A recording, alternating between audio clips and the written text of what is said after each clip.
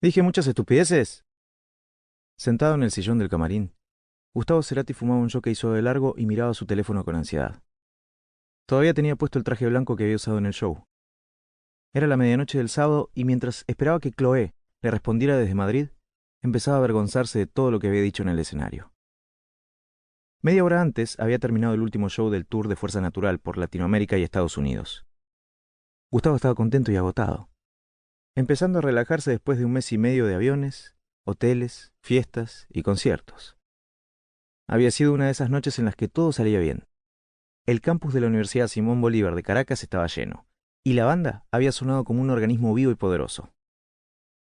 Después de comer con el resto del equipo, en una de las carpas montadas detrás del escenario, el sonidista Adrián Taberna y el guitarrista Richard Coleman acababan de entrar a su camarín para charlar un rato. Eran sus más viejos amigos. Se conocían desde comienzos de los 80, antes de que Soda Stereo grabara su primer disco. Cuando terminaban los conciertos, Taberna solía pasar un rato por su camarín para hablar sobre cómo había salido todo. Era una especie de ritual. Fue el show más exitoso de la gira, le dijo Gustavo apenas los vio llegar. Mientras se sentaban, una moza entró y dejó sobre la mesa una bandeja con un medallón de lomo y una ensalada. Gustavo terminó de fumar su cigarrillo y les preguntó con una sonrisa si había dicho muchas estupideces. Sí, como siempre, le contestó Coleman. Era uno de los pocos que no se mostraba afectado por su estatus de estrella de rock y se divertía diciéndole lo que otros no se animaban. Taberna lo miró con cara de aturdido. Sabía que Gustavo siempre se sentía inseguro cuando hablaba entre las canciones. Entonces, Coleman agregó: Pero a la gente le encanta que digas estupideces. Los tres se rieron.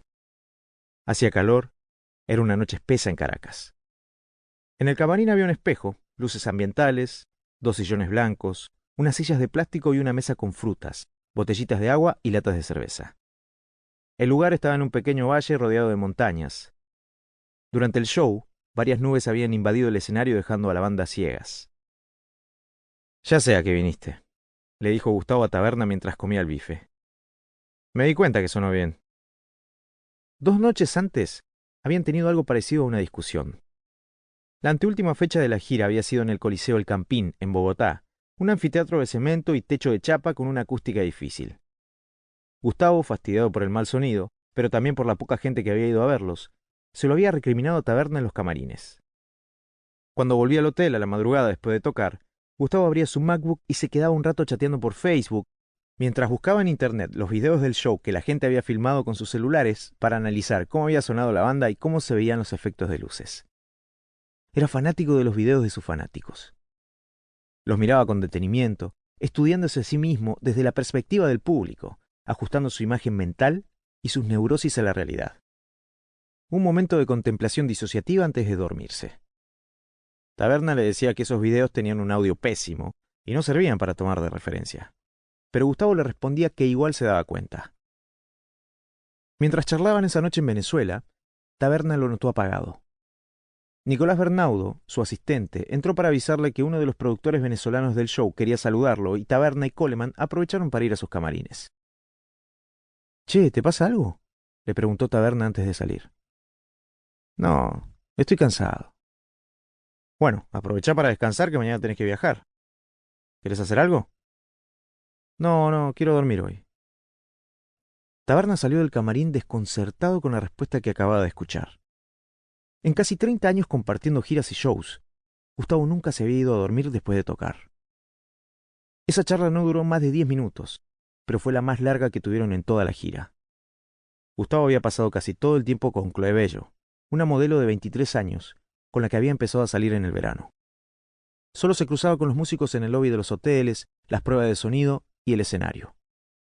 Recién los últimos días, cuando Chloe viajó a España, Gustavo estuvo con sus músicos. Afuera del camarín general estaba lleno de gente, y Taberna encontró al resto de la banda organizando la foto grupal que sacaban cuando terminaban algún tramo de la gira. Fernando Zamalea, el baterista, estaba trepado en una silla de plástico, acomodando la cámara arriba de un mueble para que disparara.